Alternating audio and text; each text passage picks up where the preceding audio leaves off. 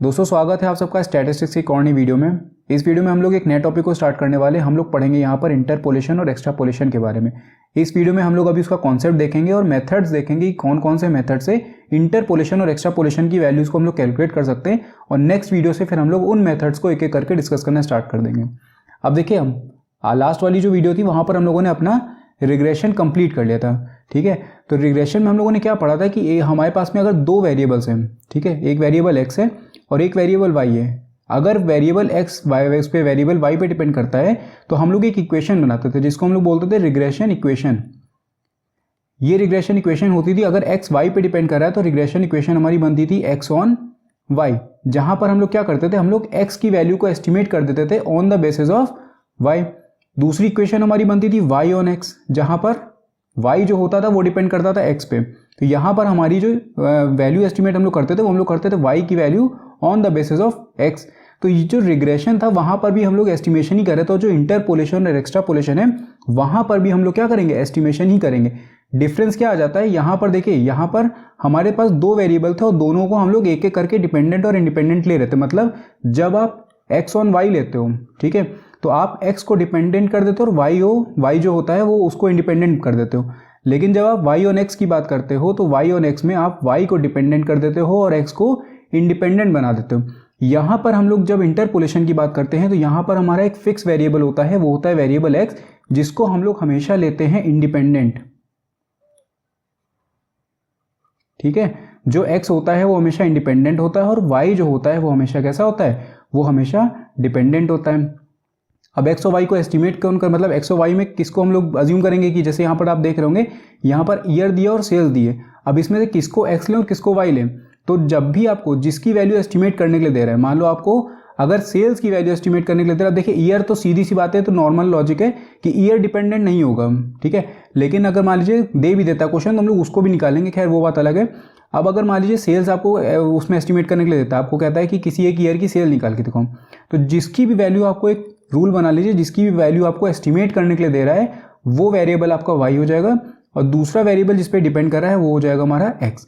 यहाँ पर देखिए, यहाँ पर क्या दिया है हम लोगों को, यहाँ पर दिया हुआ है ईयर और सेल्स। अब ईयर हम लोगों ने, अगर सेल्स हम लोगों ने वाई लिया हुआ है तो ईयर हम लोग क्या लेंगे, एक्स लेंगे, ठीक है। तो हम लोगों ने एक्स ले लिया ईयर को और वाई ले लिया सेल्स को। अब क्या करना है, देखिए यहाँ पर दिया हुआ है 2012 में 27 की सेल है, 2014 में 34, 2015 में 45, 2017 में 63 और 2019 में 60। अब अगर हम लोग बात करें इंटरपोलेशन और एक्स्ट्रापोलेशन की, तो क्वेश्चन आपको क्या देगा, क्वेश्चन आपसे हो सकता है ये कह दे कि आपके पास में 2015 और 16 ये 17 के बीच में आपको बोल दे कि 2016 की जो वैल्यू है, मतलब 2016 की जो वैल्यू है वो आप एस्टिमेट करके बताइए कि मतलब 2016 में क्या सेल्स हुई थी। देखिए क्या होता है इंटरपोलेशन और एक्स्ट्रापोलेशन में, कई बार हमारे पास में जो डेटा कलेक्ट होता है वो मिसिंग होता है। जैसे हमने जो सेल्स का डेटा उठाया उसमें सारा डेटा तो था हमारे पास में, लेकिन हमारे पास में 2016 का डेटा मिस हो गया। कहीं हो सकता है हम लोगों ने एस्टिमेट उस समय ना किया हो या कोई और ऐसी कंडीशन होगी जहां पर हम लोग उसकी वैल्यू का एस्टिमेट नहीं कर पाए, तो ये एक मिसिंग वैल्यू हो गई। पूरे डेटा के अंदर ये एक मिसिंग वैल्यू हो गई। तो जब भी हम लोगों को क्या होता है, मिसिंग वैल्यू कैलकुलेट करनी होती है या हम लोगों को कोई एक वैल्यू एस्टिमेट करनी, मान लीजिए आपको बोल देता है कि 2021 का डेटा बताइए क्या होगा, ठीक है, सेल्स आप 2021 की बताइए, तो वहां पर भी आप इंटरपोलेशन और एक्स्ट्रापोलेशन का यूज करके उस वैल्यू को एस्टिमेट कर सकते हो। जैसे यहाँ पर 2016 की बात करें तो आप 2016 की वैल्यू एस्टिमेट कर सकते हो, 2021 की बात करें तो आप 2021 की वैल्यू को भी एस्टिमेट कर सकते हो, ठीक है। तो ये होता है इंटरपोलेशन और एक्स्ट्रापोलेशन में एस्टिमेशन ही होता है, सेम रिग्रेशन की तरह। बस डिफरेंस क्या हो जाता है, यहाँ पर हमारा जो एक्स वेरिएबल होता है वो हमेशा इंडिपेंडेंट होता है, जो वाई होता है वो हमेशा कैसा होता है, डिपेंडेंट होता है। अब हम लोग बात कर लेते हैं कि इंटरपोलेशन और एक्स्ट्रापोलेशन में डिफरेंस क्या होता है। देखिए जो अभी हम लोगों ने वेरिएबल्स लिए एक्स और वाई, जैसे यहाँ पर आप देख रहे हैं ये हमारा एक्स था, ये हमारा वाई था। अब यहाँ पर हम लोग जब इसकी एस्टिमेशन की बात करते हैं तो जैसे मान लीजिए ये x1 हो गया, ये x2 हो गया, ये x3 हो गया, x4 हो गया, ठीक है, ये y1 हो गया, y2 हो गया, y3 हो गया और y4 हो गया, ये पूरा जाता है। अब सीधी सी बात है कि जो y है वो हमारा कैसा है, डिपेंडेंट है, और x जो है वो इंडिपेंडेंट है। तो हमेशा जो इंटरपोलेशन एक्स्ट्रापोलेशन होता है उसमें हमेशा y is the function of x, मतलब जो y होता है वो हमेशा x का फंक्शन होता है। मतलब यहाँ पर हम कोई भी वैल्यू x की रखेंगे तो उस ये जो x की वैल्यू होगी उसके बेसिस पे हम लोग y की वैल्यू को एस्टिमेट कर सकते हैं। इंटरपोलेशन में देखिए क्या होता है, it is a process of finding the value of y finding the value of y corresponding to any given value of x। अब ध्यान देने वाली बात यहाँ पे क्या है, with in the given limits और इंटरवल। मतलब यहाँ देखिए, यहाँ पर आपको दिया हुआ है ईयर 2012 से लेकर के 2019 के बीच का, ठीक, 2012 से लेकर 2019 के बीच का। अब ये जो इंटरपोलेशन की मीनिंग है, इसके हिसाब से अगर हम लोग चले तो ये दे रहा है it is a process of finding the value of y, मतलब हम लोग y की वैल्यू फाइंड करते हैं corresponding to the any given value of x within the given limits. Given limits का मतलब क्या है कि आपकी लिमिट क्या है 2012 से लेकर के 2019 के बीच की। अब अगर आप डेटा जो एस्टिमेट कर रहे हो, ठीक है, जो वैल्यू आप एस्टिमेट करने जा रहे हो, अगर वो इसी रेंज के बीच में लाई करती, जैसे अभी मैंने कहा था कि 2016 का आप डेटा फाइंड करके दिखाइए मुझे, तो जब मैंने ये चीज़ कहा तो इसका मतलब मैं आपसे बोल रहा हूँ कि आप मुझे इंटरपोलेट करके बताइए, ठीक है। इसका मतलब क्या होता है, इंटरपोलेट करके बताइए। इंटरपोलेट का मतलब है कि विद इन द लिमिट्स की आप लोग बात कर रहे हो, जो x है आपका वो लिमिट के अंदर है, तो आप लोग जब इसके अंदर की बात करते हो, इसके बीच का डेटा फाइंड करते हैं, तो वहाँ पर हम लोग इंटरपोलेशन की बात करते हैं। लेकिन यहीं पर अगर हम लोग आउटसाइड द लिमिट की बात जब करते हैं तो हम लोग किसकी बात कर रहे होते हैं, एक्स्ट्रापोलेशन की बात कर रहे होते हैं। डिफरेंस ज़्यादा कोई नहीं इनमें। देखिए जो जैसे ये रेंज जो हमारी जा रही 2012 से लेकर के 2019 की, अगर आप रेंज के अंदर फाइंड करो तो वो इंटरपोलेशन, अगर रेंज के बाहर करो, जैसे मैंने दूसरा जो आपसे कहा था कि 2021 की वैल्यू फाइंड करके बताइए, तो जब मैंने ये बोला कि 2021 की वैल्यू फाइंड करके बताइए, आपका ये वाला जो साल है वो इस गिवन रेंज से बाहर आ रहा है, तो इसका मतलब हम लोग एक्स्ट्रापोलेशन की बात वहाँ पर कर रहे हैं।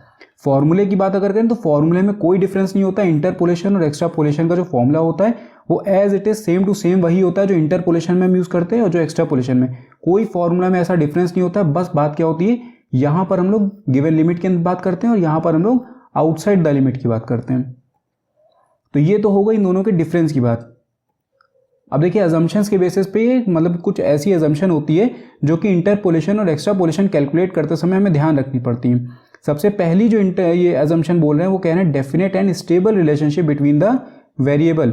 मतलब जो रिलेशनशिप है एक्स और वाई की वो कैसी होनी चाहिए, डेफिनेट होनी चाहिए और स्टेबल होनी चाहिए। स्टेबल मतलब कि जैसे एक्स में मान लीजिए जो ईयर दिया था, ठीक है, 2012 का दिया है, 2013 का दिया है, 2014 का दे दिया, 2016 का दे दिया।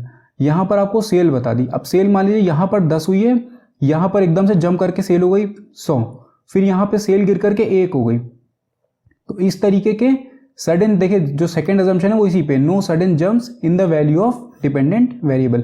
तो स्टेबल होनी चाहिए रिलेशनशिप, कोई भी तरीके का उसमें सडन जंप नहीं होना चाहिए, मतलब कि एकदम से बढ़ करके हाई चलेगी, एकदम से गिर करके वो स्मॉल पे आ गई। तो इस तरीके से अगर आप वैल्यू को कैलकुलेट करोगे तो वो वैल्यू सही नहीं होगी। तो ये 2 अजम्पशन हो गई और एक लास्ट अजम्पशन बोलिए, function Y X is expressible in a polynomial form. मतलब हम इसको एक इक्वेशन के फॉर्म में डिनोट कर सकते हैं, जहाँ पे एक कांस्टेंट होगा, एक डिपेंडेंट, एक वो इंडिपेंडेंट वेरिएबल हो जाएगा और एक कांस्टेंट हो जाएगा। अभी हम लोग आगे देखेंगे, जो आगे के वीडियोस होंगे उनमें हम लोग देखेंगे कि कैसे हम लोग वाई की वैल्यू को एस्टिमेट करते हैं। अब देखिए मेथड्स की अगर बात करते हैं तो 2 तरीके के मेथड्स में आते हैं हमारे पास में। मतलब जब इंटरपोलेशन और एक्स्ट्रापोलेशन को हम कैलकुलेट करते हैं तो 2 मेथड्स होते हैं बेसिकली हमारे पास। एक होता है एल्जेब्रिक मेथड और एक कैसा होता है, एक होता है ग्राफिकल मेथड। एल्जेब्रिक मेथड जो होता है ये भी 2 तरीके से निकलता है। पहला होता है मेथड ऑफ लीस्ट स्क्वायर या फिटिंग अ पैराबोलिक कर्व, ठीक। और नेक्स्ट कौन सा होता है, नेक्स्ट होता है फाइनाइट डिफरेंसेस का। मतलब हम लोगों ने इंटरपोलेशन और एक्स्ट्रापोलेशन कैलकुलेट करने के लिए 2 क्लासिफिकेशन किए, एक हो गया एल्जेब्रिक मेथड, एक हो गया ग्राफिक मेथड। एल्जेब्रिक मेथड को 2 तरीके से क्लासीफाई हम लोग करते हैं, एक होता है मेथड ऑफ लीस्ट स्क्वायर या फिर इसको हम लोग बोलते हैं फिटिंग अ पैराबोलिक कर्व, और जो दूसरा मेथड होता है उसको हम लोग बोलते हैं फाइनाइट डिफरेंसेस। अब फाइनाइट डिफरेंसेस जो होता है उसमें जो मेन मेथड्स हमारे पास में आते हैं वो 3 मेथड्स होते हैं। एक मेथड होता है हमारे पास बाइनोमियल एक्सपेंशन मेथड, एक होता है न्यूटन्स फॉरवर्डिंग या फिर एडवांसिंग डिफरेंस फॉर्मूला, और एक होता है लैग्रेंजेस फॉर्मूला। तो ये 3 जो मेथड हैं, 3 जो फॉर्मूला हैं, इनको हमको स्टडी करना है। इन्हीं पे बेस्ड हमारे पास में क्वेश्चंस भी आता है, और भी मेथड्स होंगे लेकिन हमारे लिए इतने काम के नहीं है। तो 3 जो मेन मेथड है इसी से हमारा सारा काम हो जाता है। तो हम लोग इसकी बात करेंगे और इन तीनों मेथड्स की बात करेंगे। ग्राफिक मेथड में आपको नेक्स्ट वीडियो में दिखा दूंगा कि ग्राफिक मेथड कैसे कैलकुलेट होता है।